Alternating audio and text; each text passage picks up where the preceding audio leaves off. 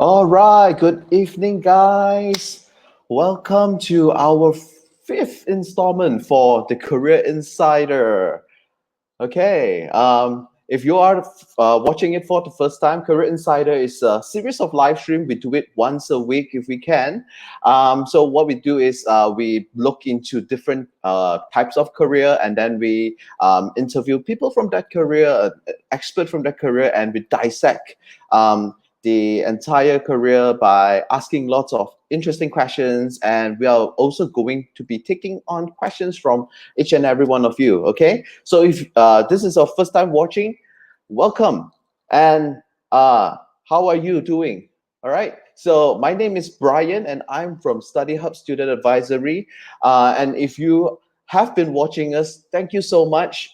It's been a wonderful few months during this MCO. I know a lot of students are going back to school already, but nonetheless, Study Hub and JS Study Solutions, we are still going to organize more and more live talks and on different various kind of careers. All right, so we would actually love to know who are you, where are you from.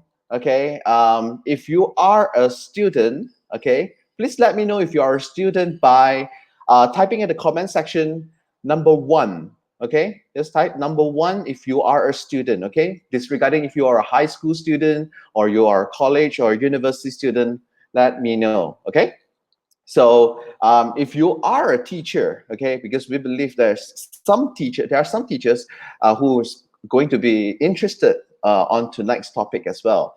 If you are a teacher, please type number 2. All right, let us know what are you, where are you from. If you are a teacher, please type number 2. All right, and if you are a parent, okay, if you are a parent, you have a child currently studying, please type number 3. Right. So for let me just repeat myself again. So if you are a student, right, number 1. If you are a teacher, number 2. And if you are a parent, type number 3. All right. So wow, thank you so much for all of your response. So we have most of you, in fact, all of you here are 1. Thank you so much for tuning in. It's a Thursday night. I know it's heading towards the weekend already. And if you are still in school, school is starting next week. Are you excited? I sure am. I hope everything goes well and everything is under control. Wow, so many of you are students. Okay, that's awesome. So tonight's session is going to be super chill, super casual. Okay, if you have any questions, please feel free to ask it off in the comment section below. Okay, just like how you just type 1. Okay, just ask your questions in the comment section below. If you don't feel comfortable asking it in English, you can always type in Malay or you can always type in Mandarin as well. So we can handle this 3 language: English, Mandarin, or Malay. All right. So what we want to do is to have a very meaningful conversation with all of you, because tonight's topic is super interesting and it's very relevant to what is currently happening right now. We are all at home. At least most of us are at home because of the MCO due to the pandemic, right? And I know all of you are here because you want to listen from our guest speaker tonight. All right. His name is Boon Chuan. Okay, I call him Boon.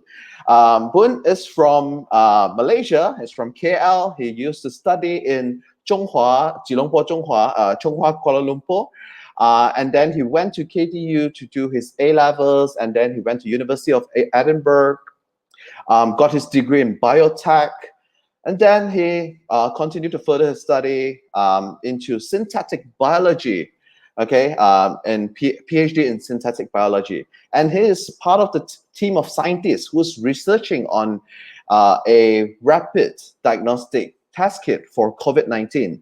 And if what they are doing is successful, it's potentially going to save millions of lives right now. As we know, and as you have heard the news, there is a risk of a certain risk in some countries. There may be second wave coming, right? And we really do not want to see the second wave coming, because historically in every pandemic, the second wave is always going to hit harder than ever, right? We hope it's not going to happen. Yeah, let's have a super chill 1 hour session with us here tonight. And of course, if you have been watching us, the usual drill, please help us to share the stream out. Let as many people know as possible, your juniors, your seniors, your friends.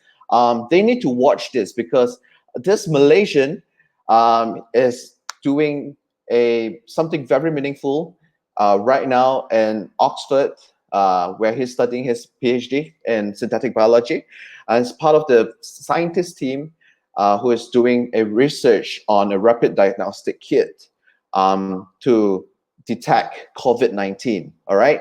So show some love and support by sharing the stream out. Let more people know, okay? We need to let your schoolmates know. We need to let all of your friends know, okay? So how did I know Boon? Actually, I don't know him in person, to be frankly honest, right? I saw his article 2 weeks ago from NST, and then it got picked up by SAYS, World of Buzz. They were talking about this Malaysian in Oxford doing something, right?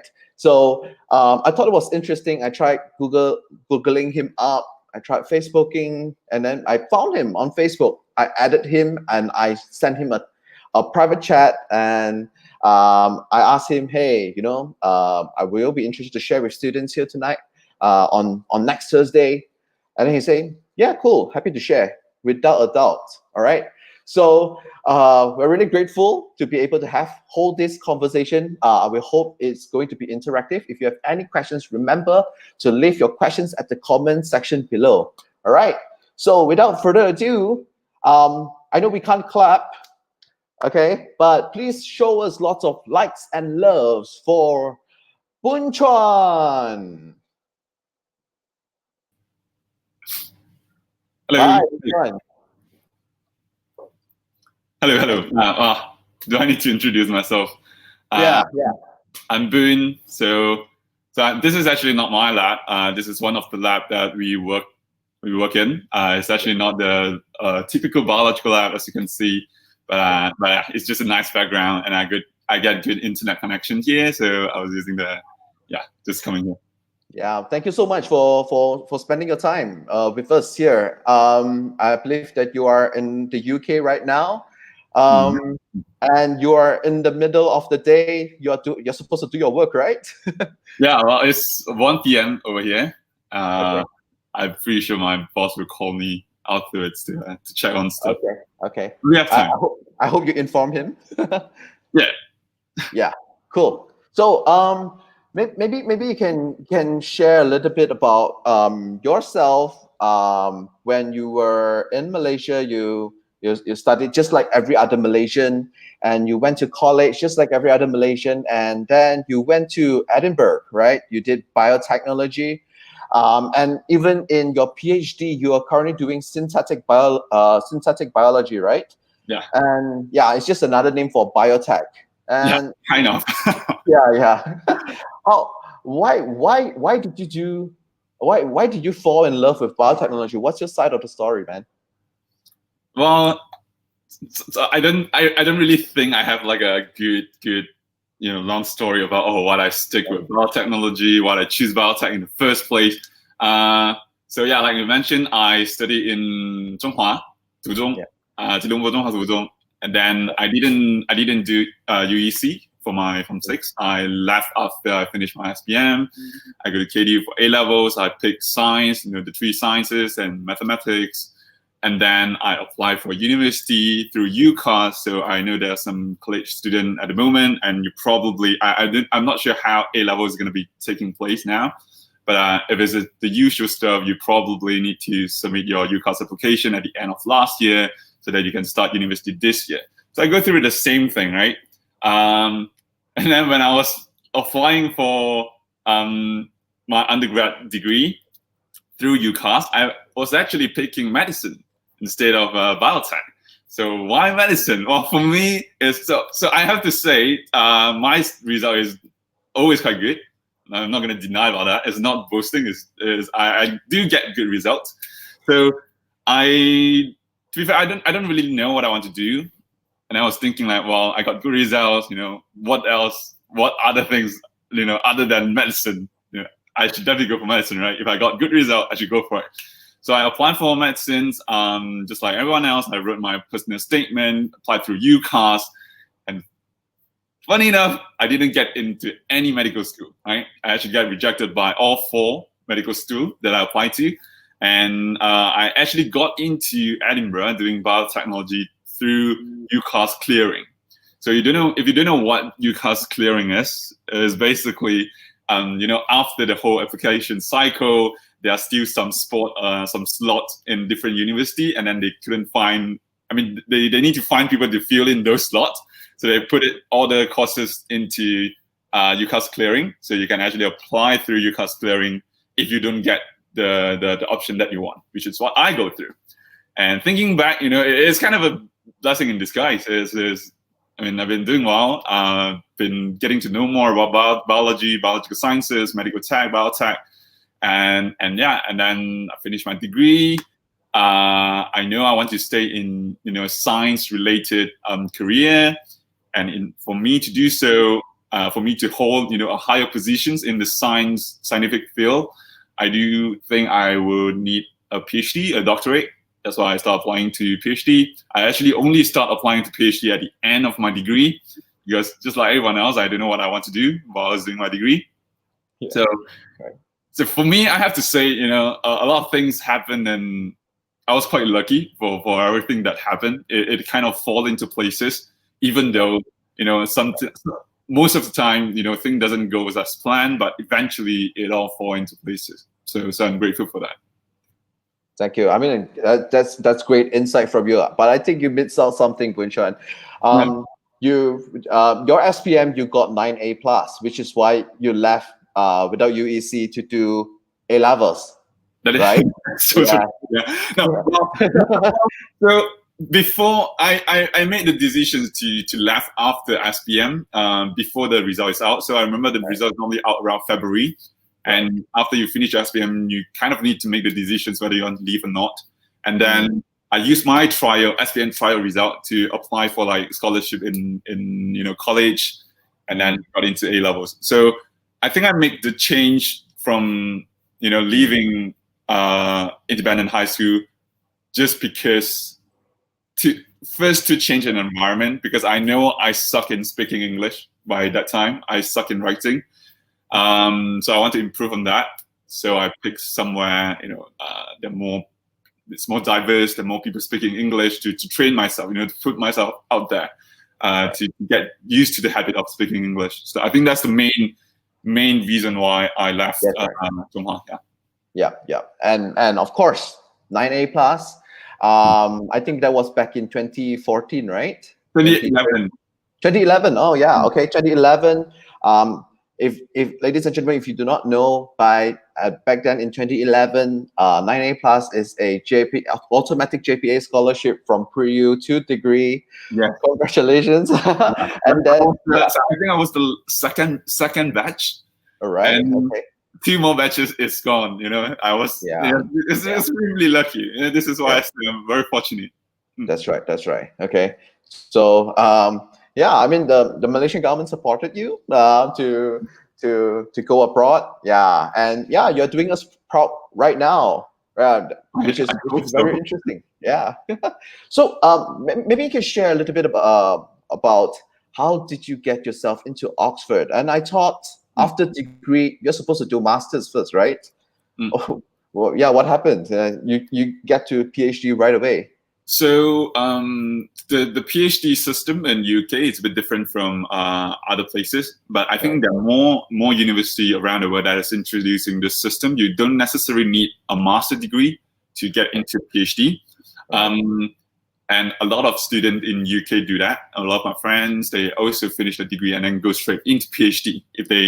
You can go through a master's just like usual, but you can also, if your result is good enough, if you have enough experience, if you show, if you go through all the interview and stuff, you can go directly into PhD, which saves you a lot of time and money. Yeah. Yep. The question is why? How do I get into Oxford? So yeah, I didn't plan on. So I only start planning to apply to PhD positions in my final year of university undergrad. That was not a good idea. If anyone is in the degree right now, if you're thinking about applying for a PhD, it's best to do, in your penultimate year before you finish. The 1 year before you finish, start looking around, like what sort of option you have, what sort of university or courses or that you're more interested in. Start doing those research. Don't leave it until the end of your degree. Why? Because for me personally, if you want to go into a PhD, I will assume you already have an idea what you want to do in terms of research. So PhD is not about studying. I don't need to go to classes. Well, I can if I want. So I can go to like seminar and stuff if that interests me. But I don't, there's no classes, there's no nothing. Everything is about doing research work, right? You have a research topic and then you need to answer the research question. So that's what you do. In that sense, it's quite free in a way. There's only a few person above you, which is supervisors, or we call it PIs. PIs is principal investigators. So they look after you. They oversee your project. They oversee your research activities. So you only need to report to them. Other than that, you're all on your own, right? You're gonna find your own questions. You're gonna do your own thing. You're gonna set your own milestone. Of course, there are things in place to help you to achieve milestones or set milestones. They're not pushing you into the sea and let you swim on your own. There are guidelines. There are support to help you go through that. But most of the time, you need to know. You need to have an idea what you want to do. So if you don't, it's good to start. Have a thing. By around the end of your degree. Yeah. Apply. So the PhD in Oxford.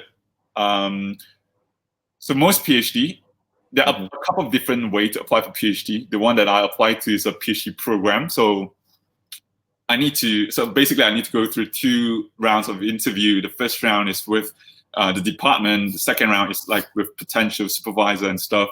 So it's just like a first date. You need to go for the date and talk to the person and see because it's not just you choosing them. It's just they choosing you. That's right. At some degree, it's about you choosing them as well. Because if you talk to the supervisor, you're going to work with him or her for the next 3 to 4 years. If you don't like him or her, by the time you sit down to talk to her, you probably doesn't want to work with them, right? So it's good to scout, go branch out, talk to different supervisors, talk to different universities, and get a sense. Because when I was doing that, I don't really know what I actually want to do as well. I know I want to go into like biotech, synthetic biology. We can talk more about that later. I know the broad theme that I want to go into, but the specific project, you need to talk to different people and get more idea what is it about. That's right. Yeah. Okay. So, ladies and gentlemen, if you are just tuning in, welcome to today's live. We are talking about career in scientific research, as you can see in the title, and I'm speaking to Boon Chuan. He's a PhD candidate on synthetic biology in University of Oxford, and he's also part of the research scientist team researching on the COVID-19 Rapid Diagnostic Kit. So, Boon Chuan, I'm just really curious, right? As you mentioned earlier, PhD you don't have to go to classes. It's not like a conventional degree or master's. There are not much theoretical learnings or books, tutorials that you have to attend or lectures you have to attend, right? But it's more on research. Can you describe a day in the life of a scientific researcher, for the benefit of our audiences here today? Okay. Yeah. So no, I first have to emphasize a disclaimer. A day in life is different from person to person. What I do, so what my friend do, my friend do might be different from everyone else as well. Eventually, you find your own rhythm. Don't listen to random stranger on internet. Eventually, you need to experience yourself and know what is the best for yourself. Okay, That's right. So for me, well, at the moment, I'm mostly working on the Rapid Diagnostic Kit project. The university is closed. If you don't have a permit to work, you can't come in. But before that, so my day-to-day, weekdays, Monday to Friday, I go to the lab about, in the morning, I left around evening, just like working time. Most of the time, there are, three main things to do, right? The first thing is design an experiment. First, when it comes to design experiment, is you need first to research what sort of question you're asking, and then whether have anyone, in the world done this experiment already, done this project already, have this question been answered? If it is, then it's not like there's no point for you to do it. If it is, then it saves you a lot of time, before you move forward to the next step. So a lot of times is sitting in front of a computer, read through a lot of research papers, journal articles, a lot of that. Once you set up, once you have an idea what is not being answered yet, then you need to start planning what sort of experiment you need to do in order to answer those questions. Then plan out, then I need to go to the lab, something like this, but a little bit different. Then you need to work out my experiments, do the experiments, and then get the results. And after you get the results, most of the time you need to analyze the data. So there are a lot of different kind of raw data, right? There are numbers, there are images, there are figures, all those kind of things. You need to analyze it to make it something presentable or something that is easy for everyone to understand, right? From that, normally there will be new questions coming out or new problems coming out during the time you are doing your experiments, and then it's all about problem solving and troubleshooting. Try to figure out what goes wrong, what goes right. Okay, sometimes you don't know why it goes right, and sometimes you don't know why it goes wrong. Yeah. And then again, it's a lot about reading what has been done before. If it hasn't been done, then you need to do it yourself. Yeah, it's a repeating process of that. But the new question coming out every day, and then as a PhD student, one good and bad thing about PhD student is that, and especially in places like Oxford, you get exposed to a lot of different interesting projects. Because like I say, as a PhD student, you are in charge of what you want to do, right? You plan your own experiment, and then so for me, I would tell my supervisor, I want to do this, this, this. He will say, okay, you can do that. Maybe you can even try this, this, this. This might be easier for you. Or he will say, well, I don't think it's a good idea. And then I will argue why this is a good idea. Okay, it's a lot about good, through and forth, back and forth. But at the same time, other than my own project, being in an environment like this, or actually most of the academic environment, you get a lot of people, friends that you know from like other labs or from other department. They will ask you a question about, Boon, do you know about this, this? Have you tried this, this? And then I'll be like, oh, this is interesting questions. Let's try doing this. And if you get something out of it, it could be a publication, it could be another new patent. There's a lot of things going on. Yeah. Other than your research project. That's right. Yeah. There's a lot of crossovers with other specialization, right? Exactly. Yeah. Yeah. Right. So, Boon, I think you did not mention what's your research topic for your PhD. Yeah. So my initial research topic. So maybe we can talk a little bit about synthetic biology. What is synthetic biology, right? So synthetic biology. You can understand it as just another term for biotech. There are biotech, there are genetic engineering, there's synthetic biology. They're all the same, but actually they're a little bit different here and there. So synthetic biology, you can understand it as the engineering of biology. Right. So what is engineering? So engineering is about building stuff, right? Like building machine, building robotics, building stuff. So because we know enough about biological system, and when I say biological system, I'm talking about protein, DNA, all those kind of stuff. We are building, say, new biological machinery to perform new function. So to give you an example, right?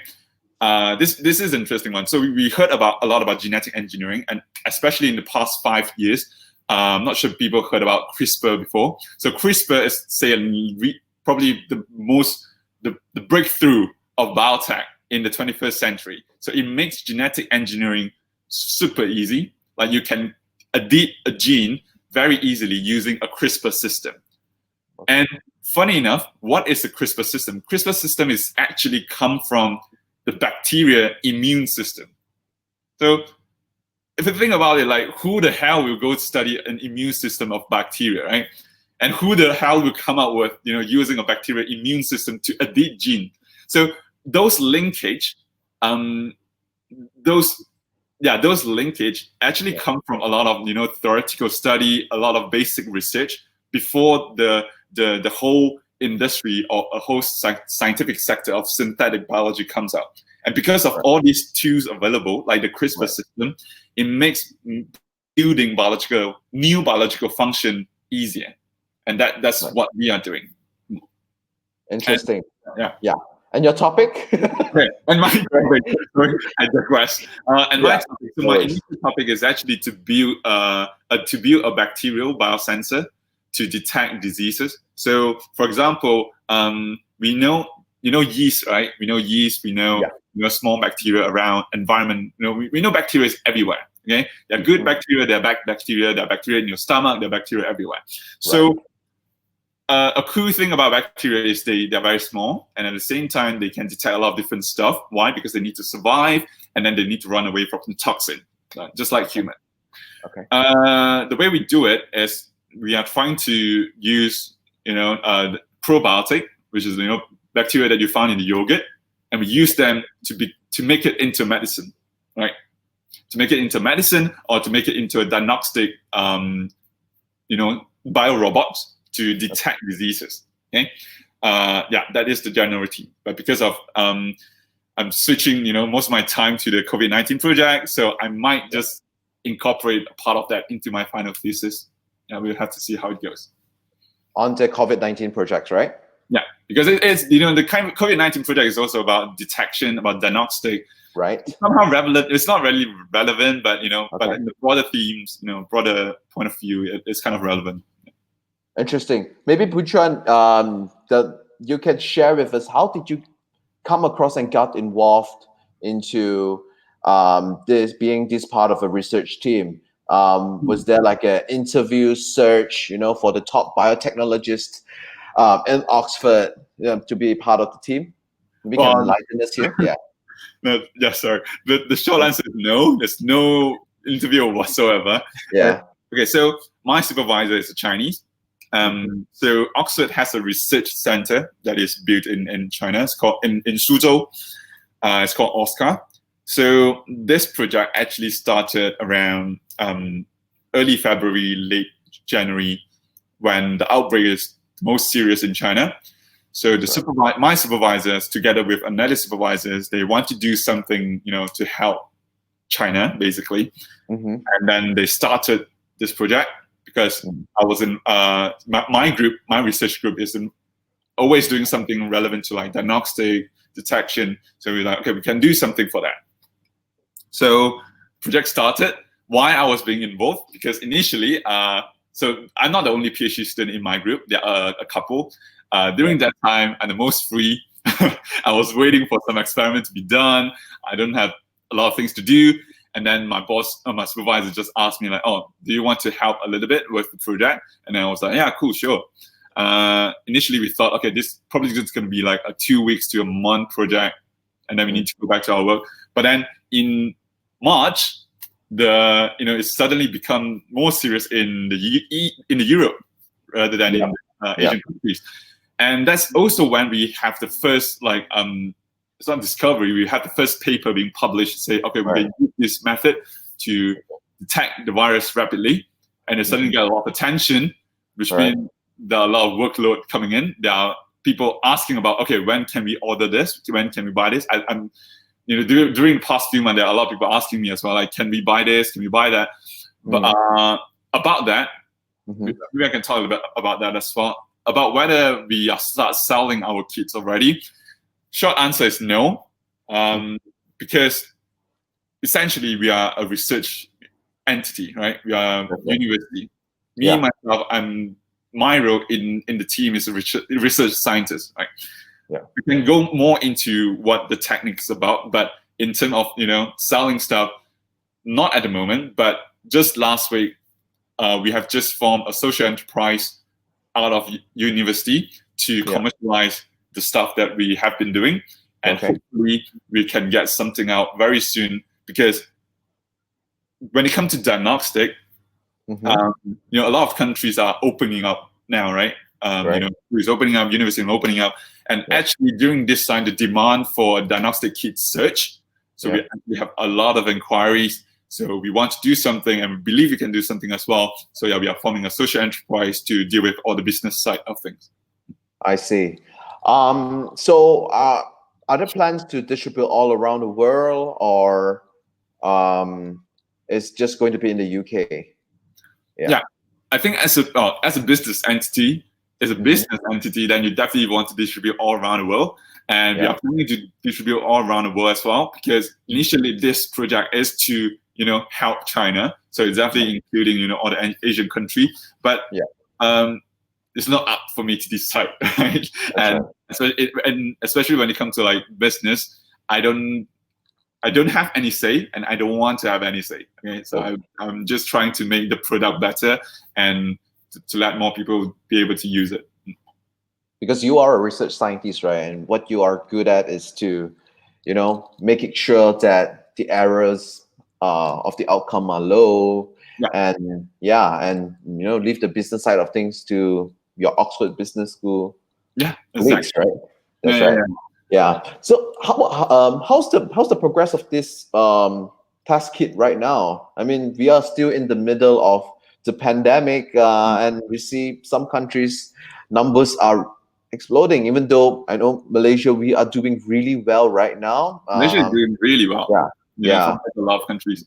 Yeah. I mean, how's the progress right now? Yeah. How to progress right now? So.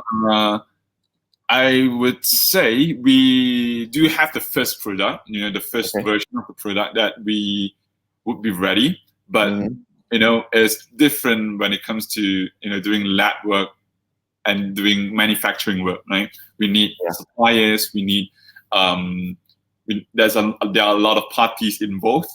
The plan, actually, I'm not entirely sure about the plan, but we do have the first product ready to be distributed very soon. And in fact, so we are so for all our clinical works, we are actually working with the hospitals around Oxford. So they're already in place. So the next stage is like dealing with university, museum, buildings, companies, even governments in other countries. So with that the amount, the quantity that's required just booming. It is huge. That is something that we can't handle. So we definitely need a lot of like partners to help us to do that as well. Okay, meaning the task kit is there's a ready first iteration of the product. You mean that, right? Yeah. And it's just waiting for some form of announcement. Are you all planning to make any announcement? Yeah. Okay. Cool. So, ladies and gentlemen, if you are just tuning in to watch our live stream tonight, we are talking about career in scientific research, and I'm speaking to Boon Chuan. He's a Malaysian student studying in University of Oxford, doing PhD in synthetic biology, and he's also part of the research scientist team. Who's currently doing research on the Rapid Diagnostic Kit for COVID-19. So we have a couple of message here from students, right? So Yen-Chi Tan asks, how much time have you saved for going straight into PhD after degree? Okay, so I think we just lost Boon. I'm back. Oh wow. What happened? No, I clicked the something and then it just gone out. But anyway. Okay, no worries. So the question is from Yen-Chi, and the question is, how much time have you saved for going straight into PhD? Yeah. What does it mean? How much time have you saved? And I think what she meant is how long will master take if you don't go straight to PhD? So master normally lasts for 1 to 2 years. It depends. There are thought master, which is a bit like undergrad. You go through a lot of lectures again. There are research master, which is normally 2 years, where you do research project. Okay. For me, I didn't go through both, but I finished my degree in Edinburgh in 2016, June 2016. I started my PhD in 2017 September. So during that 1 year period, I was actually working in. I was first working in the lab I was used to working in Edinburgh, and then I also interned in 𝗵𝘂𝗄, Malaysia. 𝗵𝘂𝗄 is a biotech company. That has distribution hub in Malaysia. I was working there, pretty cool. And then I take a break for a while, and then I start my PhD. So how much time I save? I don't know. I have in 1 year empty doing a lot of different stuff, and then I start. But I think the process of acquiring knowledge is also not about how much time you are going to save, right? So if you're talking about saving time, I think Boon Chuan could have done even faster. Meaning on his final year, he start applying for PhD, right? And you can go in right away. So yeah, I mean, 𝗟𝗂𝗄, we hope you we answered your questions. So if, ladies and gentlemen, if you have any questions, feel free to leave your question at the comment section, and we will try to answer each and every one of you. Okay, and we hope to make these conversations today really interactive and very so we try to answer all of the doubts you have about scientific research. All right, we have a comment from James, and James has a message for Boon Chuan. It says, wishing you and team a success for the great benefits of mankind. And he's proud of you. Thank you. Right. Thank you.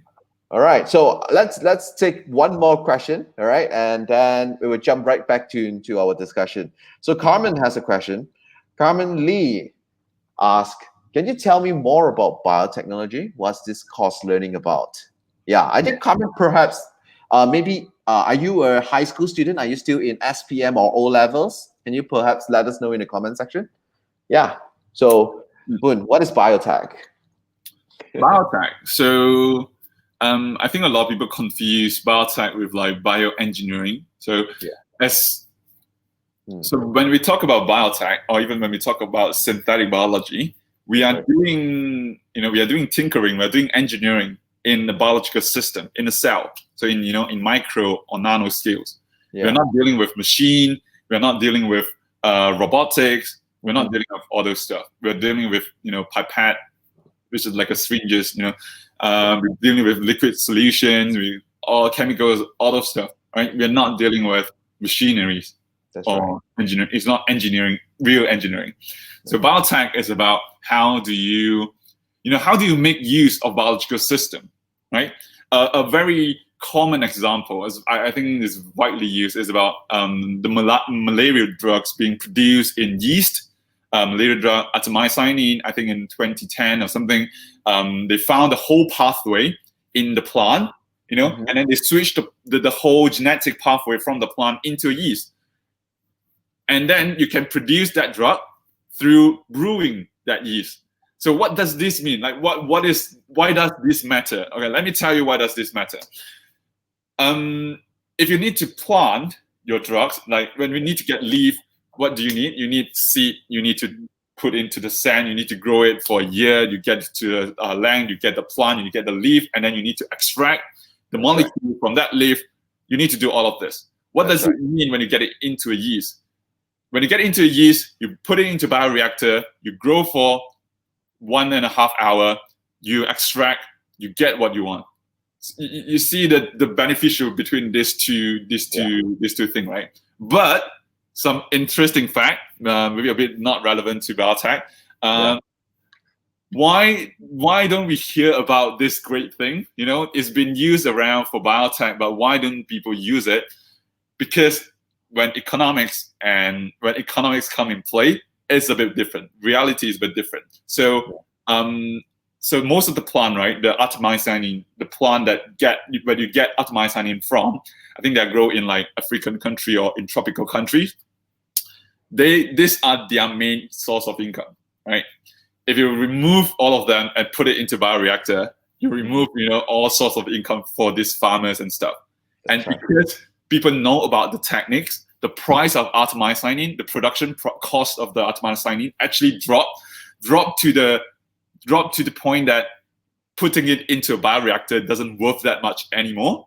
So people switch back into growing it through a plant.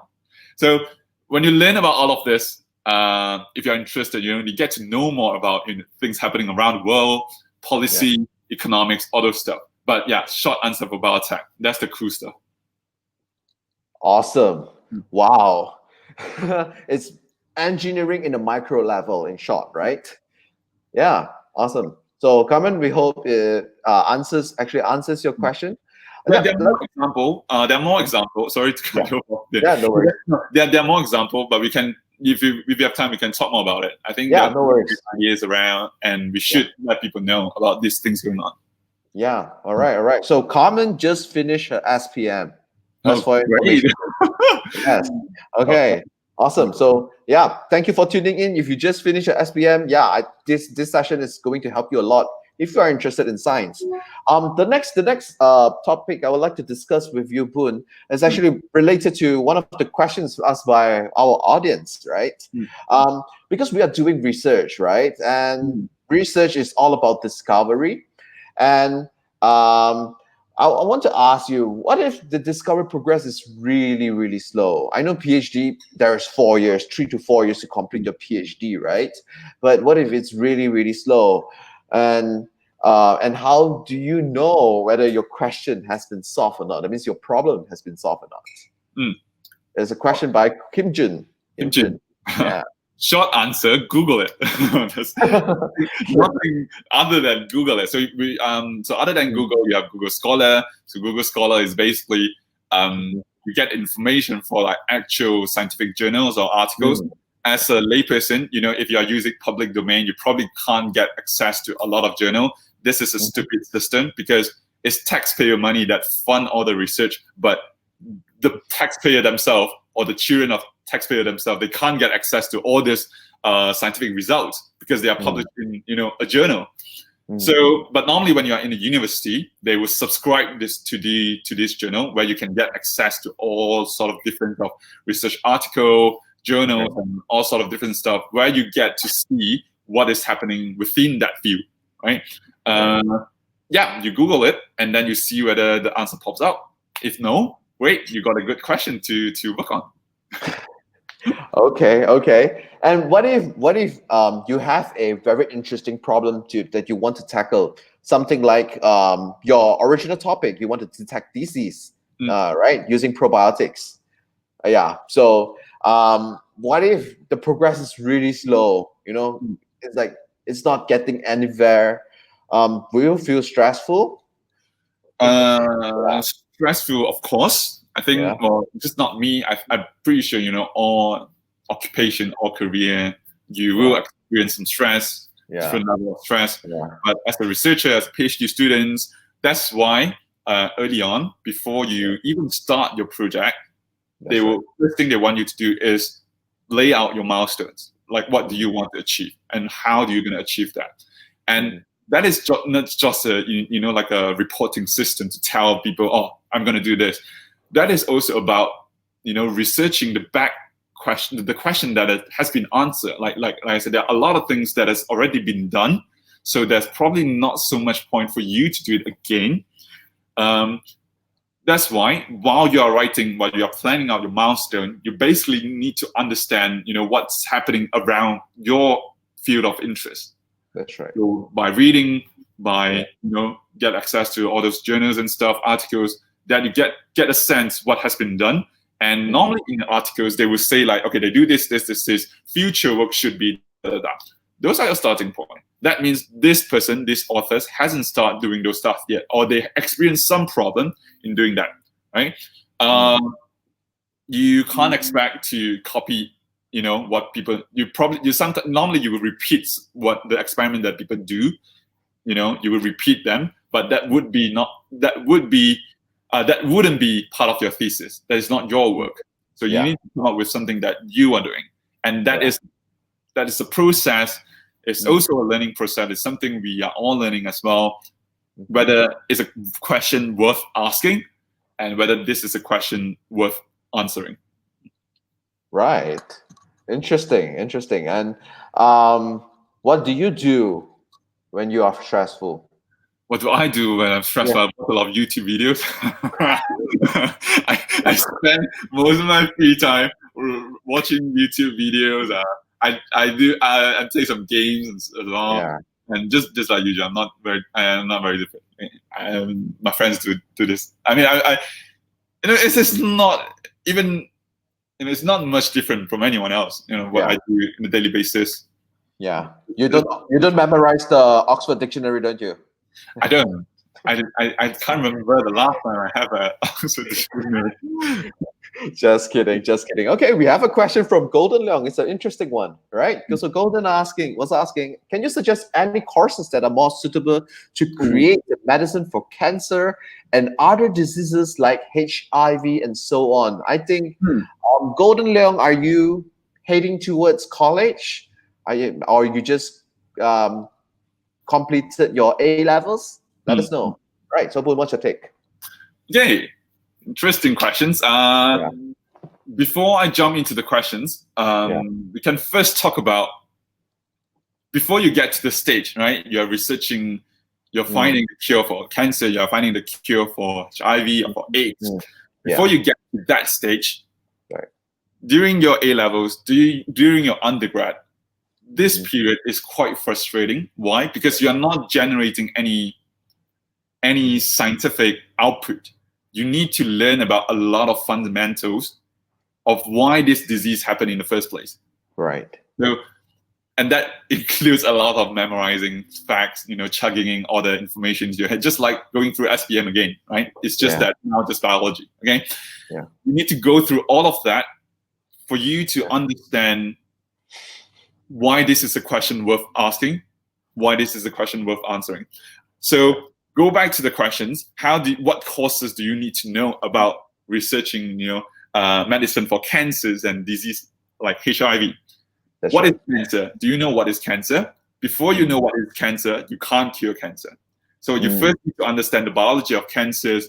Is caused by mutation in your cells. It's actually normal human cells that gone through a couple of rounds of mutation that cause some problems in your protein in a lot of different systems that make it reproduce themselves uncontrollably into a mass that you get tumor, and then when these tumors go to other parts of the body, that form cancers. Right? This is the process of cancer. Now you know the process of cancer. Which point can you go through? Which point can you stop to prevent that to become a cancer? Or which point can you stop to prevent cancer from happening? Yeah. This is why you need to understand all the facts in the first place, right? If you take the example of HIV, right? HIV is the virus that caused AIDS, right? Yeah. So AIDS is a disease so HIV is a virus just like coronavirus, just like COVID-19. But HIV virus, a little bit different from COVID-19, is that HIV virus infect your immune system. So coronavirus go through your lungs, so it might infect your lung cells, your around the tissues or cells along your lungs. But HIV is different because it's infecting into white blood cells, right? What does it mean when it infects into white blood cells? That means your immune system is screwed up. That means when you get disease that is normally all right for normal people, for you, if you have AIDS, that's a huge problem for you because your immune system is screwed up. Okay, but what I'm talking about is the symptom, is the outcome of having AIDS. For you to cure HIV, you need to understand how the virus behaves. There's a whole courses on like virology about what is HIV, how they infect the cells. So if you think about it, the place to stop AIDS from happening is probably to prevent HIV to enter your immune cell in the first place. So how do you prevent HIV to infect your immune cell? There are a lot of different ways to do it. You need to go figure it out. Yeah. So what kind of course allows you to learn what kind of course a lot. Yeah. So, Your degree, do you learn this in your biotechnology degree? I can't remember much about my biotechnology degree. Okay. No, we definitely go through that, because otherwise, either I read. So when you go through a degree, right, you get to choose a lot of the different electives, like different courses. Right. Yeah. So biology is a big umbrella. There's genetic, there's virology, there's protein, there's DNA. All those different stuff. You get to pick electives you're interested in, and then you go through it, and then you understand it, right? Yeah. And when it comes to diseases, biology, we like to think that, at the end, biology is all about curing diseases, saving human lives. So if you want to achieve this, objectives, you need to learn a lot. Okay. Yeah. What I'm saying just now is just how the virus behave. Yeah. In order to stop this virus, what do you need to know? There are much more. For example, the protein within the virus, how do you stop that? Because there might be one molecule that can stop the particular protein within the virus, then you can stop the whole disease. But does it mean you are killing that virus? Not necessary. So, there are a lot of different things to learn. And for you if you go through like biological degree, you get to choose like different electives that get you exposed to all this stuff. Right. Okay? So I hope that answers your question. So when you are choosing a degree, make sure you look into all the course module, look into what are the available electives, and only you decide on what degree you want to go to. And different universities, say biotechnology degree, their electives may be different. Yeah. True. So yes. So I hope that answers your question. All right. So Golden, thank you very much for asking. We have a question from Hasmi. Hasmi's question is, how do I know if doing PhD is right for me? I'm picking this question because the next thing we are going to discuss about is actually on career in biotechnology, right? So how do I know if doing PhD is right for me? Yeah. Okay. So short answer is I don't know. You need to make for your own decisions. So I can talk about my own experience, like why I decided to do a PhD. So of course, I look at the job market in Malaysia. I look at the job market around the world. What is I want to stay in science career. I want to do science, whether it's an industrial, academic, company, startup, whatever. I want to do science. So in order for me to hold a higher position in the scientific industry, you need a doctorate. You need your credentials. That's right. I'm a university graduate. I got my bachelor's. The best that I could do is probably a technician. Right? I run experiments for people. Work in the lab, right? Yeah, work for the lab. It's not necessarily a bad thing. To be honest, it's not necessarily a bad thing. And it's extremely important for every lab to have the technician to know what they are doing. That takes everyone's time and is very valuable. That's right. So if that is what you want, and in fact, some people actually use technician as their stepping stone. Yeah. Get experience to get exposed to like research work before they jump into like higher positions. So there are a lot of different ways of doing it. But for me, I feel like PhD is probably something that allow me to do what I want. I get to have more say on the topics that I want to do, the experiments that I want to do, and at the same time I get to I get the doctorate credentials, who we call a doctor. So I think it's a win-win for me, and I do believe having a doctorate will help. Eventually when I got into the scientific industry. Okay. Yeah. So I think my take to sum it up is if your objective is like Boon, right? You want to be on the highest level of in the scientific arena, right? And you want to be working in science for a long time for your career, then PhD may be the way to go because credentials are important, right? But if you are looking into doing trading business, right? If you're looking into things that are more business-based, accounts and things like that, maybe a PhD may not be as important compared to working experience. Yeah. So yeah, that's a good take from you, Boon.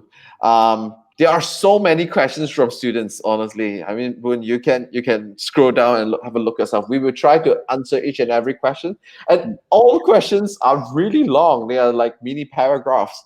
But yeah, I hope I can help. yes. I hope I can help. But sometimes don't trust too much on the stranger on the internet. But don't worry, Boon. I mean, I think they know what they are expecting, the audiences.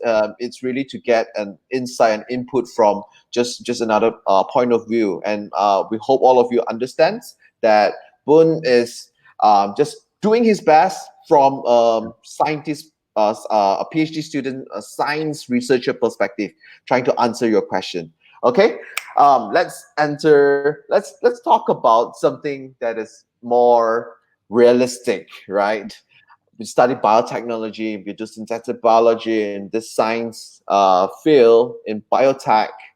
What are the career opportunities like in both in Malaysia and abroad? Maybe we start with abroad first. Okay, Yeah. we can start with abroad first. The moon overseas always more, what is that, more rounder? Rounder. Yeah. Okay, so abroad, we're talking about just the closest one, Singapore. Right, Singapore have a couple of different institutions that focus on biological research on its own, and there's a lot of bio startup, biotech startup, coming out from Singapore as well. One of them being artificial stream meat. That's pretty interesting. So you might heard about artificial meat, those kind of thing. There's one startup in Singapore is doing artificial stream. Yeah. So that is a big industry in biotech, right? If you're interested, go look out for that. Yeah. Okay, abroad, let's talk about Singapore. Yeah, like I said, they are startup, they are research institutions. So if you hold a PhD, you can actually do a lot of things in Singapore. The same to UK, Australia, US, or EU in general. Because if you talk about developed country, they definitely have the incentives and they have the resources to pour money into R&D, to research and development in general. And then they see it as an opportunity to boost their economics. They see it as a high risk, high return investment. So, which is why they are willing, not just the government are willing to put in the money, but the business side, the venture capitals, the investors are also willing to put in all this money into biotech startup, which most of the time fails. Okay, let's be honest. Okay. Yeah, and so in terms of opportunities, at this age, at this climate, biotech, I would say, is so interesting. There's so much things going on. We just remember the conversation we had yesterday. Let me give you an example. One thing that Microsoft and Google is doing at the moment, right? We heard about the storage problem, right? The cloud storage. So cloud storage doesn't happen in the cloud. We need, you need containers, you need columns, you need all the electricities to store your data, right? And they are looking for land, they are looking for electricity, they need to save power. There's a lot of problems regarding data. One solution, one potential solutions to store data is using DNA. So how the hell do you store data in DNA?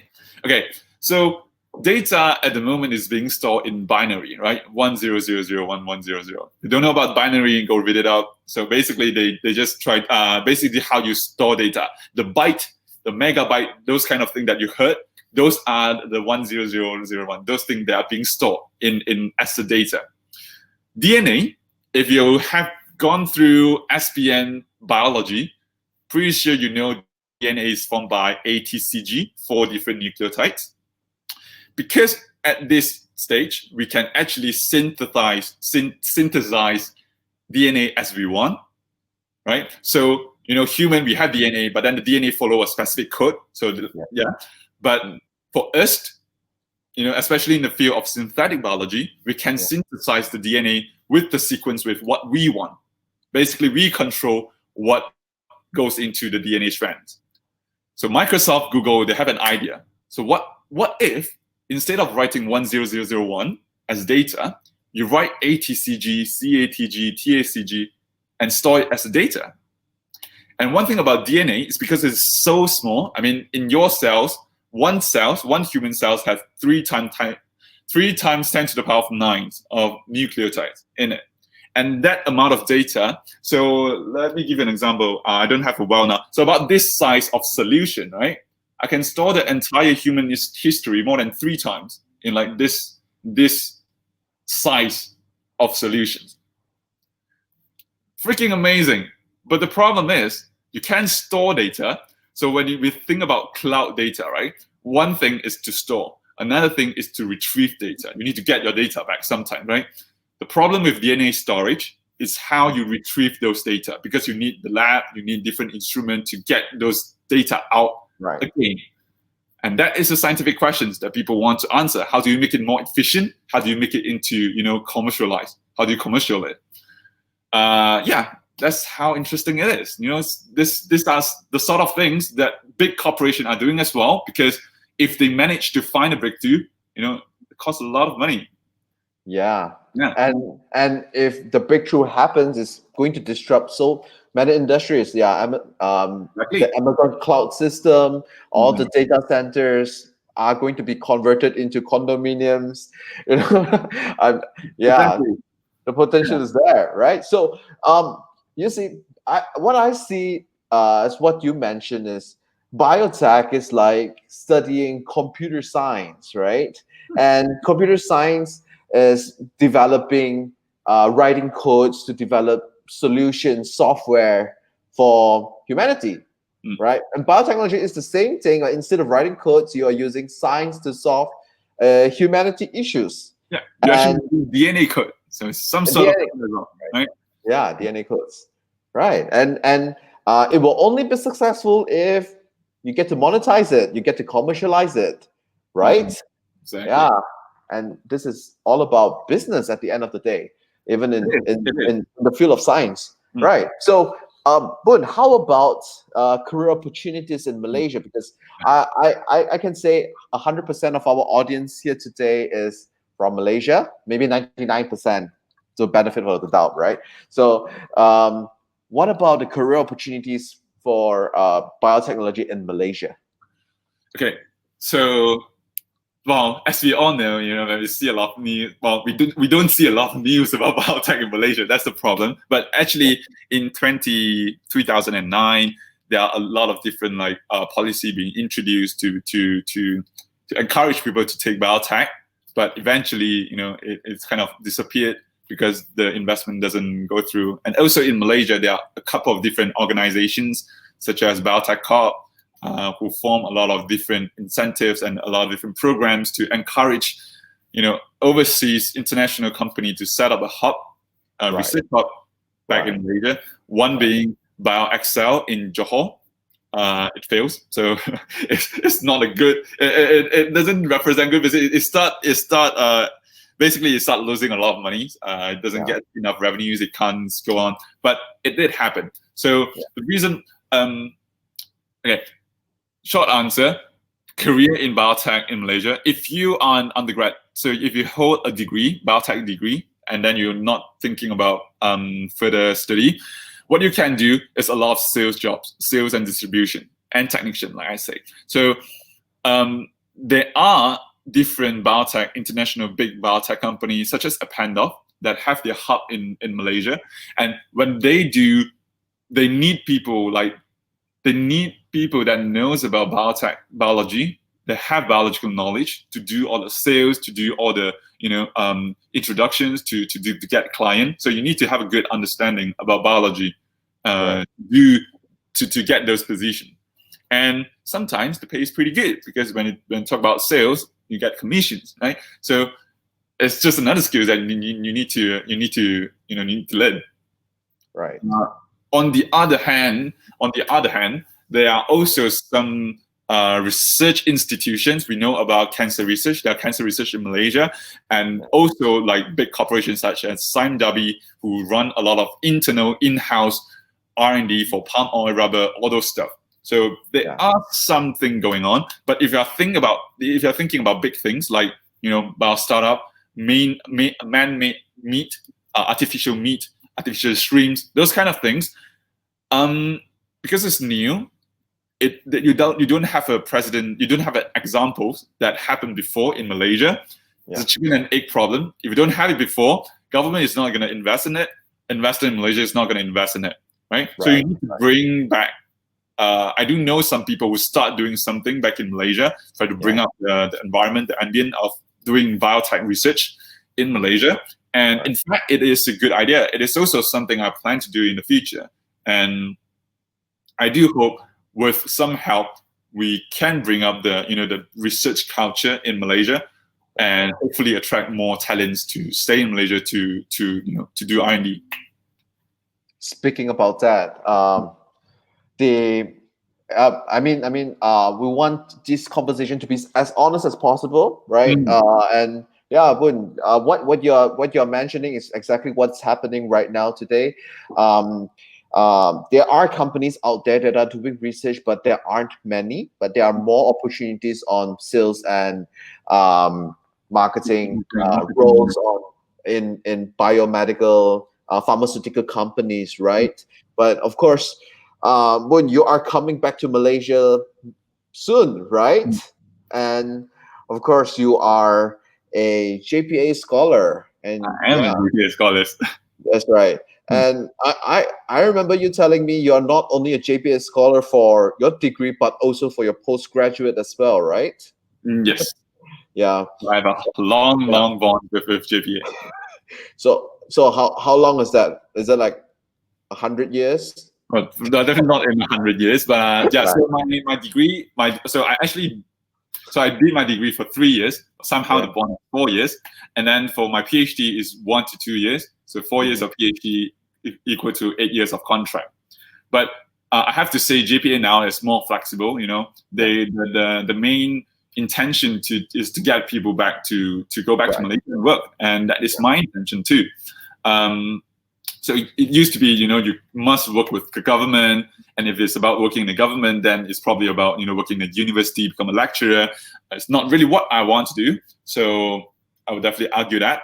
But now you get more options. You get to work in government-linked company, you get to work in GLC, and you get to work in private companies. As long as you discuss with them what you want to go for it, I think they are open for negotiation. As long as as far as what I heard. Yeah. Okay. All right. So, guys, if you are interested in the scientific research field, I hope what we mentioned just now did not demotivate you, because I think we are still an infant. Malaysia is still an infant in this scientific research field, right? It's just like how tech startups are. All over in Malaysia right now today, we have Grab, Foodpanda, we have all these startups that are providing solutions for us today. But it wasn't the same case, say, 10 years ago, right? And we definitely need some for front runners, I call them, right? The front runners to kickstart them, and hopefully, Boon, you are one of them to come back to Malaysia to kickstart something. Yeah. I hope so. No, actually, I just remember something. I think a lot of people are worrying about career. Another options, not a lot of people are talking about, is going into the IP industry. So it's not really a lawyer, but you help assess the IP. So, for example, UM or UTM or UPM, all those research universities, they're doing some cool stuff. They want to apply for a patent. So normally you need someone to assess the patent, or someone in the law firm to assess, to go through all the IPs and come out with a patent, right? And that requires someone with basic scientific knowledge to do so. Right? That is one option. And another option is also quite interesting. I actually have a friend who's in there. So is to help pharma company run clinical trials, right? So like big pharma companies, they actually outsource or contract a company to do clinical trial for them. And because you want to get a lot of data from all around the world, if you want to sell the drug around the world, and Malaysia is actually one of the countries that is being done. Like a lot of companies want to do clinical trials in Malaysia because of the diversity that we have. So we do have some job like about going to deal with clinical trial, which means you need to deal with doctors, deal with hospitals, and then you need to deal with the pharma companies, and that also require you to have a scientific degree to do so as well. That's right. That's right. Okay, so that's another option. So remember, guys, do not be demotivated. We definitely need more science talents, really, especially in the STEM field. I think the government has been encouraging more people to pick up science, because it's like what Boon said, it's a chicken and egg situation, right? If we don't have talents, we'll never have products. But in order to fund the products, we need money, and then it's like, which one should come first? Is it the money first or the product first? So without talent, there definitely be no products. So our recommendation is always still, if you are interested in science and you are good at science, please do science, right? And contribute to the country. And you see, Singapore is doing really well in biotechnology. They do synthetic prawns, the shrimps, right? Prawns. Yeah, so they can do it. Why not us? Right. So let's look into some questions. We have too many questions. And guys, I know we are a little bit out of time. It's 9:11 right now. Are you in a rush, Boon? Not yet. I mean, my boss hasn't called me yet, so it's fine. Okay. So let's quickly look into some questions. Okay, let's. All right. So let's take casual one. Question from Yashini: how did you change your mind from medicine to biotech? Okay, this is quite funny. There isn't any like change of mind. I didn't get into medical school. I was like, okay, what else? What's left? And then what's left? One of the courses that's left is biological sciences. So I don't. Right. So some university you choose biological sciences, and then in your third year you'll pick a specialties and honors. So you have biotech, you have genetics, you have immunity or something. Yeah, you get a lot of different honors. Then you get your your specializations. So I choose biotech. That isn't a change of mind. It's just there's biological sciences that I quite like biology, so I just.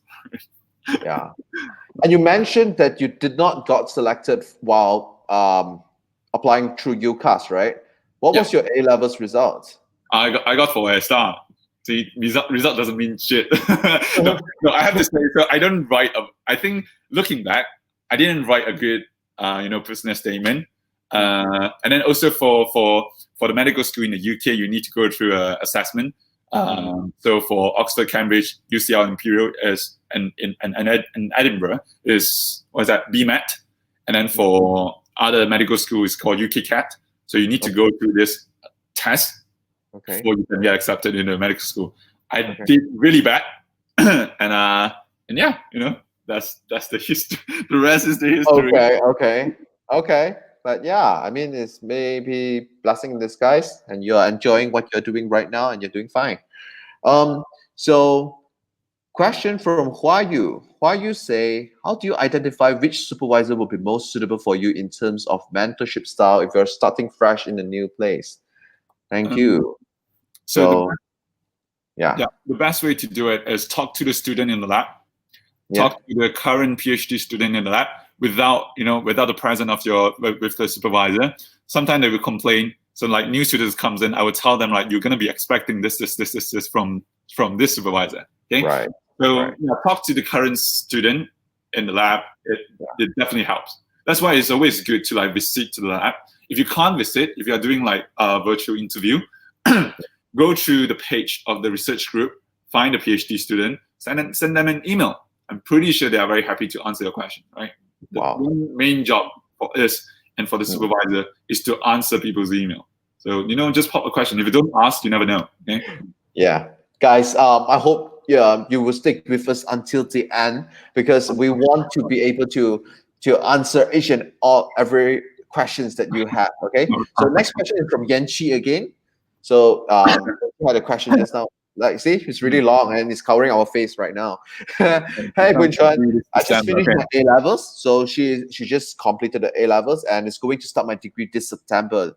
Due to personal budget reasons, I'm left with biomedical science as my degree option. I initially wanted to do biotech. Is it still possible for me to go into synthetic biology or biotech research? Why budget reasons? I mean, biomedical science and biotech, I don't think it costs much difference, right? I would say maybe they. I'm not sure. I'm not sure why the prices, the cost is different. But to answer your question, it's no problem. You can do what that. So when you pick PhD, right? Yeah. Sometimes, so especially like fields like synthetic biology, like I say, it's engineering in biology. We actually take in students from mathematics, computer sciences, physics, chemistry, all over the world. And in fact, most PhD, maybe not most PhD, but PhD like synthetic biology or biotech, the biological field are more open to people from other industry, other academic background. Right. Why? Because a lot of them is about combining or collaboration with different academic settings. Let me give you an example again. Right, this lab that I'm in now is actually more of an engineering lab rather than a biological lab, but they do biological research. What do they do? We heard about 3D printing, right? 3D printer. So you got the printer itself, and then that is actually a 3D printer. The student built that themselves. Oh. And so 3D printer, the printing materials are plastics, different sort of industrial polymers, those kind of stuff. But what this lab is doing, they're doing a bio 3D printer. So they use cells as the ink. So if I want to print a layer of cells onto, say, a hydrogel, and then I can use it to do different things, right?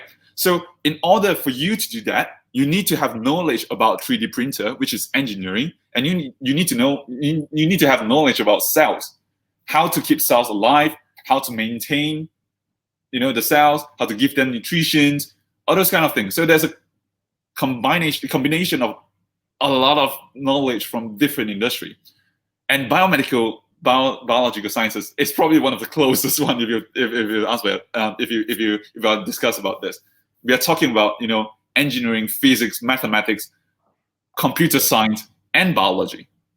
It's a lot of potential. Thank you. Question from 𝗟𝗂. I think yes, of course, right? Yeah. That's math. Yes and no. So yes, so no, if you're not gonna pick. So what I do now, if I want to do mathematics, if I want to do modeling, so a big part of synthetic biology is about modeling.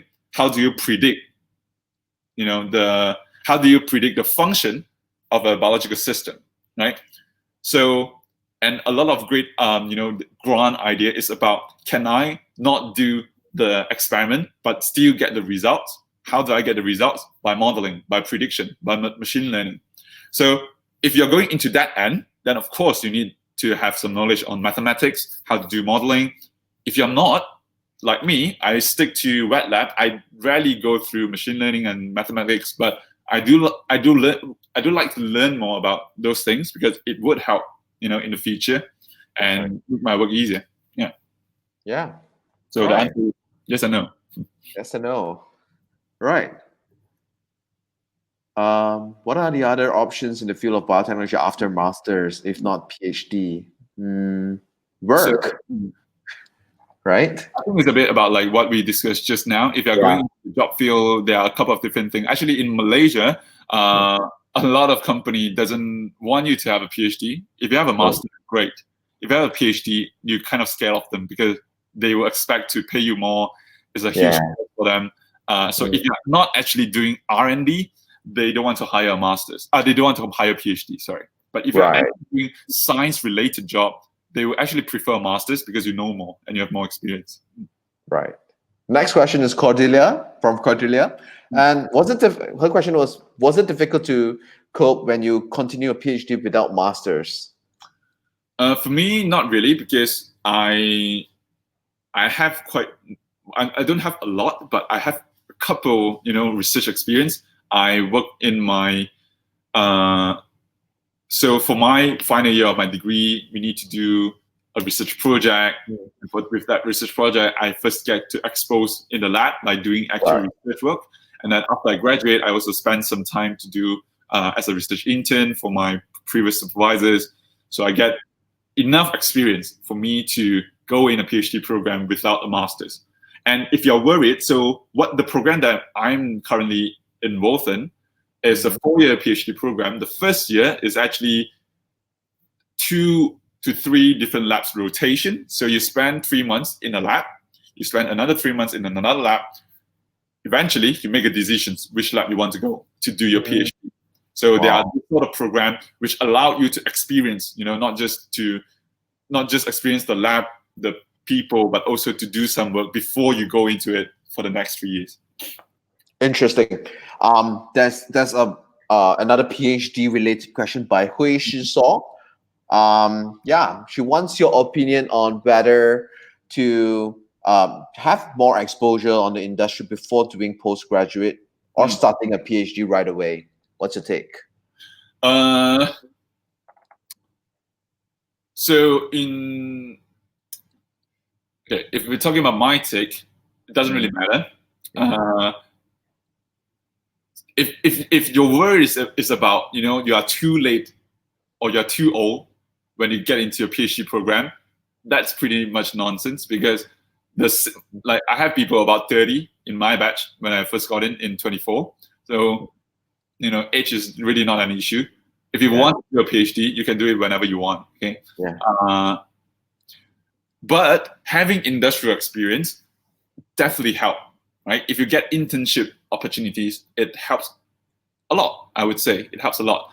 It makes you understand how, the experience. I think we can talk about experience, right? You know about how these instruments work. You know how to use this equipment.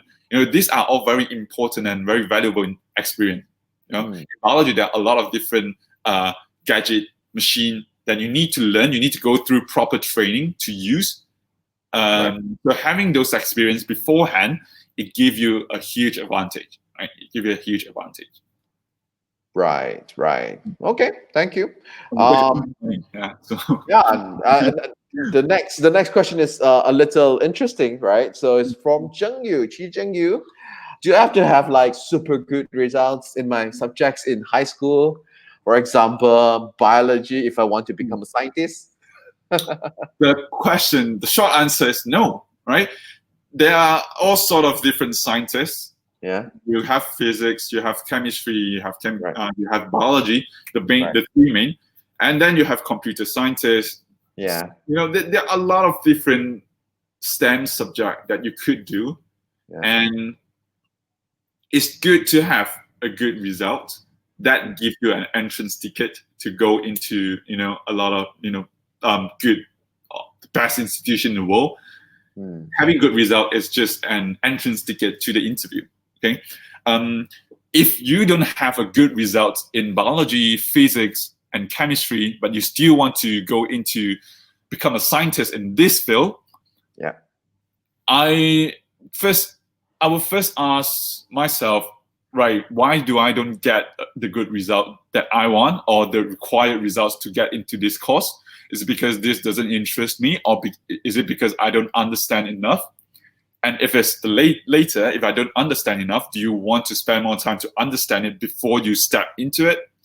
And the term scientist, again, is very broad. And if you still want to go into this phase without the good results, fair. Go through coding, go to software programming, learn more about computer scientists, because all this industry have one similarity, is that we need good computer scientists to help us with a lot of different stuff. Another example, we heard about AlphaGo, right? Made by Google. Yeah, AlphaGo that beat the chess. What is that? 𝗲𝗔. Was it 𝗲𝗔? Yeah, 𝗲𝗔 is Go. Yeah. Go. Yeah, that did go in the Korean, right?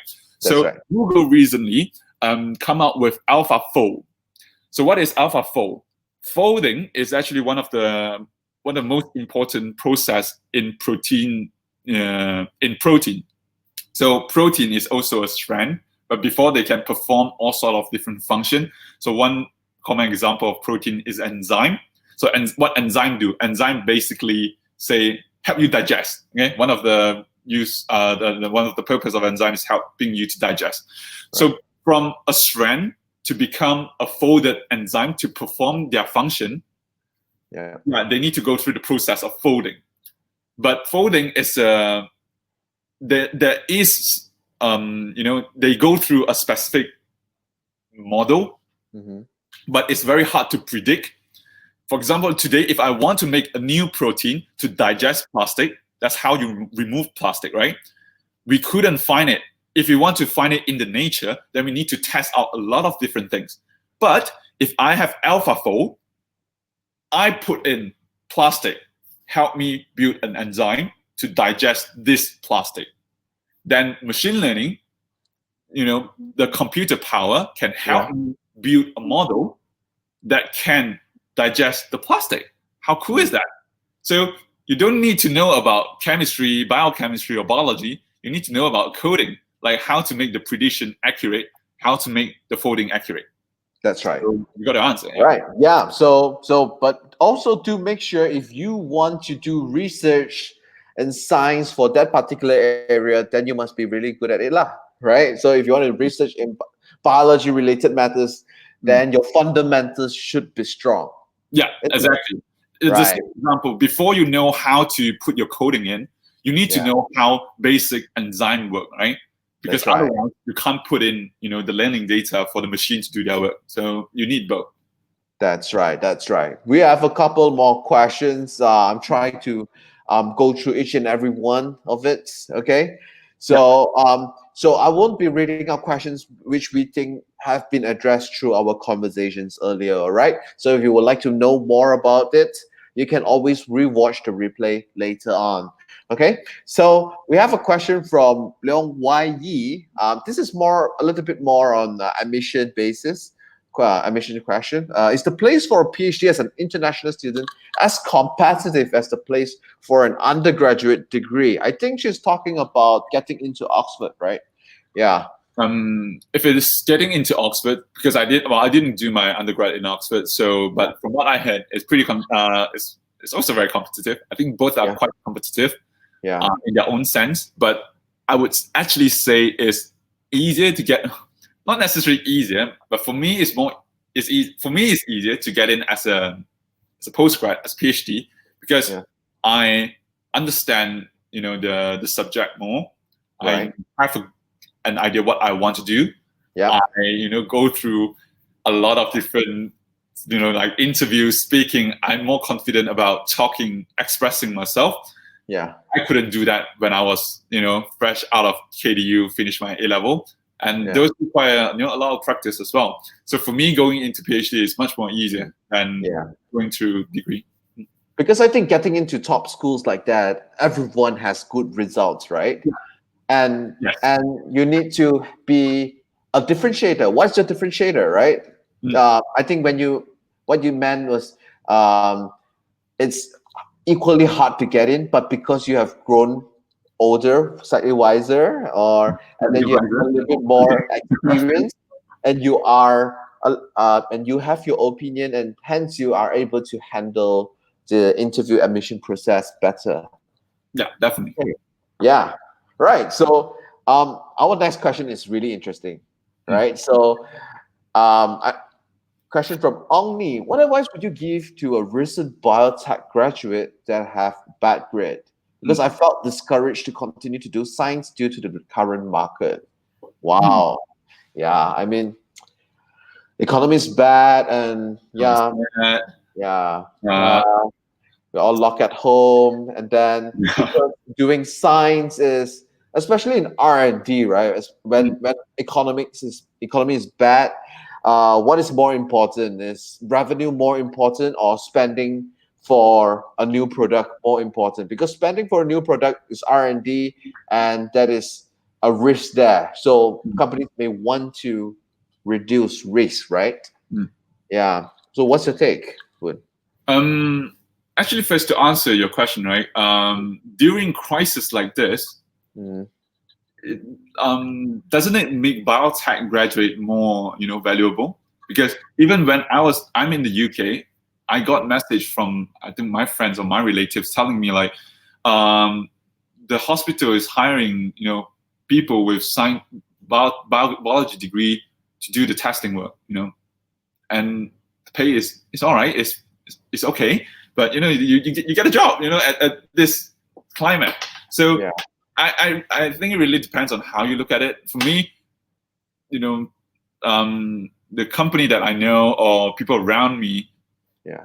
This crisis actually just showed you that how important biotech is, right? How Right. important medical biology, biological sciences is, in whether it's job market or at a national level or international level, because you need all these people, even just with basic skills, to handle the sample, to handle the test kit, to figure out whether this person is, is positive or negative for coronavirus.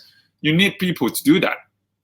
And even if you have a bad grade, do you have experience in running in the lab, in handling all this equipment and stuff in the lab? If you do, what they probably do in Malaysia is, right, you got the, experience, go through short training, and then you start working, right?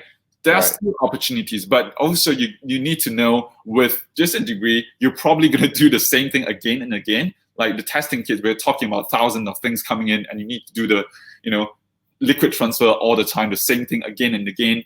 And yeah, these are the things that you expect, you're expected to do. That's right. Okay. The next question is right. So Yan-Chi was saying, I can't go overseas and have to study locally. Yeah. Yan-Chi was the one who mentioned biotech and biomedical science earlier. Right, Yan-Chi, I think a lot of students here face this kind of problem. I think what you can do, Yan-Chi, is perhaps drop us a PM and let us know what's your situation, and perhaps we can offer you some options and solutions, right? So next, there's so many questions. All right, so if I can help, I'm happy. Yeah. Another question from Kim Jun, right? So studying undergraduate actually doesn't have very much chance to do small research. Very true. Yeah. Yeah, very true. So even for me, I only get to work in the lab for my final year project. But some of my friends, I didn't do it because I wasted a lot of time. But some of my friends, before the final years, they actually start applying for like internship opportunities within the university. Like you can email a supervisor, tell him that, I'm interested in what you're doing. Can I, just follow you and take a look around the lab and do some stuff, do some easy stuff. If the supervisor is free, they're happy to help students. You need to ask. The opportunities, you need to look for it. You can't wait for the opportunities to come to you. Yeah. Last student questions that we are addressing tonight is from Justin Fiddler. What are the most employable skills in R&D lab, in your opinion? What are the most employable skills in R&D lab? For me, problem solving, definitely. So, and that comes from a lot of, that requires a lot of background knowledge, theoretical experience. For example, if you're in the industry, it's all about problem solving, right? I give you, my objective is to make a drug that is more efficiency to deliver in human body. Let's put it that way. How do you do it? You need to know about, how do this drug react when it's entered the human body? Does it enter through, your stomach, or does it enter through your bloodstream? And what is the reaction between, your blood cells and the drug? So when it comes to this, there is a lot of theory behind it, but eventually it's about how do you solve this problem? And how do you solve this problem is what sort of experiment that you need to do. So it comes all around, like your lab skills, your problem solving, your theory about that subject, and how do you execute them. And those are all valuable, and people are looking for that. Employer are looking for that. Awesome. Wow, we have talked about science for 90 minutes, man. Can you believe it? Yeah, tell me a movie. We are as long as a Hollywood movie, It helps. It really does help people. I'm glad, and I do hope more people can understand, feel cool stuff happening. So guys, if you think it's helpful, you think what Boon said is helpful, please leave a comment in the comment section below and let us know, okay? Boon, I purposely leave this question at the end because if for students who stay until the end, we know that they are really interested in this area in scientific research, right? So what, in your opinion, what do you think students can do now, especially during this lockdown, to, if they are interested in scientific research, what can they start learning themselves first to prepare themselves? Yeah. How do you prepare yourself for something? Yeah. So good thing you're staying at home now. If you're staying, well, you might not be staying at home, school is opening, but if you're staying at home, good thing about Google and YouTube, you get to learn almost everything on the internet. Even for me, like when I have problem, I don't go to my supervisor, I go to Google, right?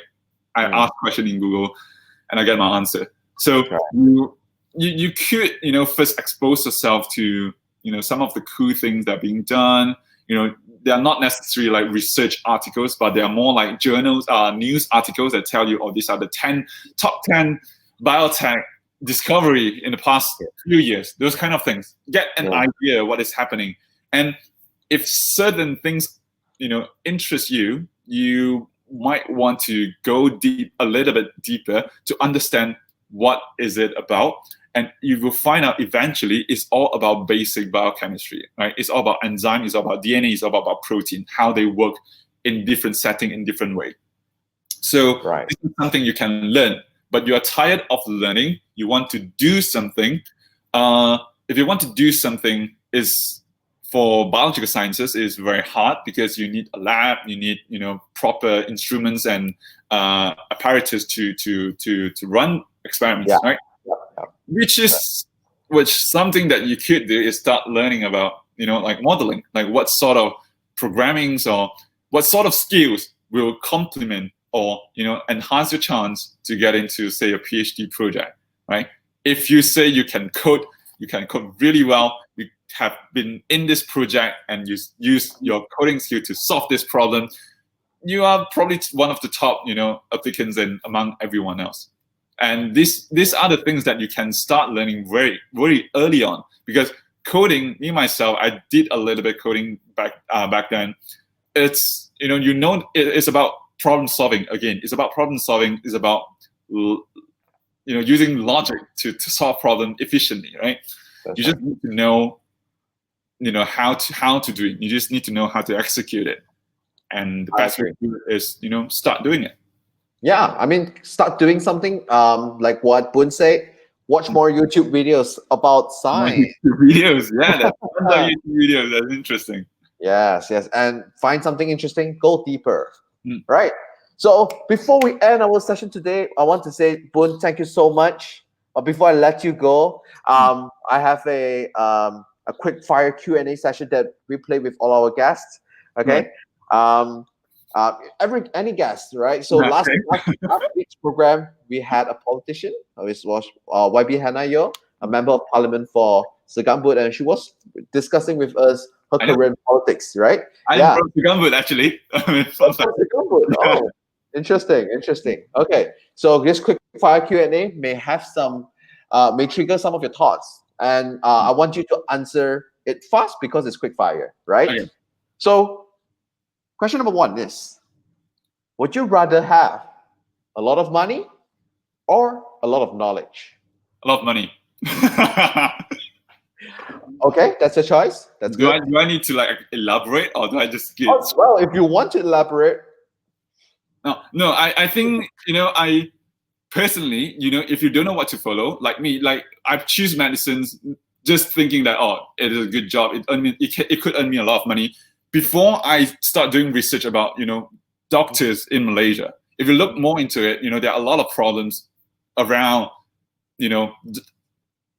being a graduate, having a medical degree in Malaysia. There's a lot of problems because you have a lot of medical schools, you don't have enough housemanships positions for all these doctors. I don't know all about this. I only know about this after I get rejected by medical schools. And one thing, if you don't know what to follow the money. that expose you to a lot of more information. Because if you want to earn big money, you need to know about the market. You need to know about what's the problem worth solving, right? Why is Amazon worth so much? Why is Tesla and SpaceX worth so much? Because they are solving a problem that people think that it is worth solving, right? So you need to learn a lot about this, and you can use money to do research. Exactly. And this comes hand in hand. If you are solving a great questions, people are willing to put in the money. And in order for you to start, doing the research, you need to have your qualifications. So it all comes hand in hand. Yeah. Okay. I mean, that's your choice, and I think it's valid because money is not everything, but money is important. Number two, I know you're in UK right now, okay, and UK COVID isn't the best, right? Your COVID situation, I mean it's Europe, right? The center of the pandemic. If you can go to one place now, anywhere in the world, where would you go? I just want to go home. I just want to take a break. Home in Malaysia. Yeah, it'd be great. Go back to Malaysia. Go meet your parents. You don't need to cook. You don't need to do this and that. Yeah. Take a break. Okay.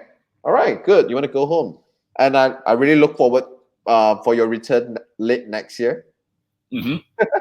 All right. Number 3 is to be paid well but not happy, or paid low. I mean, having a low pay but really happy. If it's the next 5 years, I will go for paid well, not happy. Okay. And then I can move on to whatever I want once I get the money. Yeah. Right. So short term, you will go for the money first. Yeah. And you think you can just tahan it out, right, for 5 years. Yeah. Right. Okay. What's your favorite? 2 options, right? I mean, there are only 2 options. Let's not go deep into that. Yes. All right. So what's your favorite subject in university?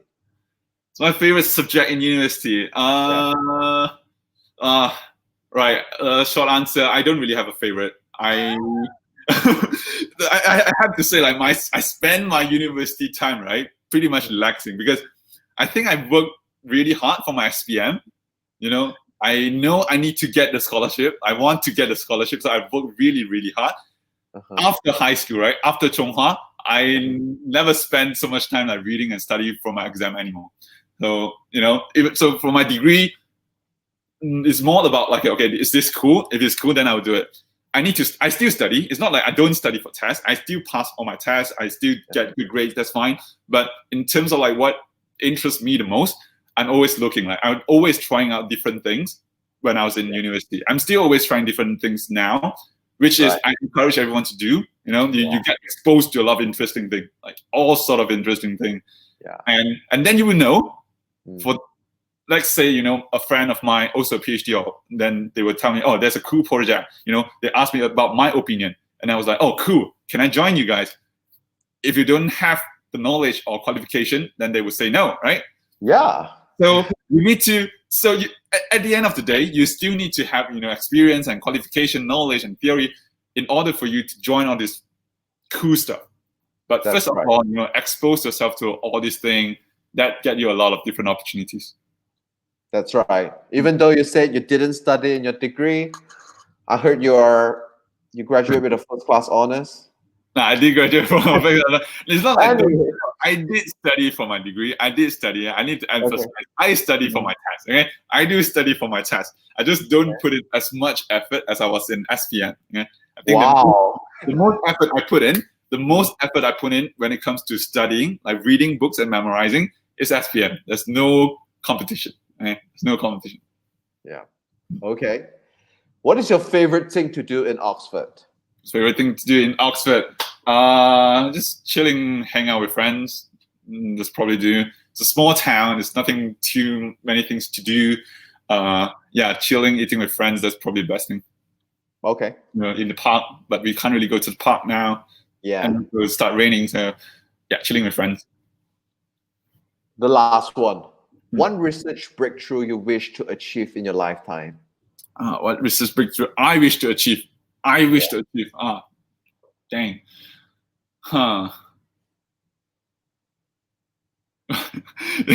Go back to the money question, right? A research breakthrough that bring me a lot of money, that can bring me a lot of revenues, okay? If that makes sense.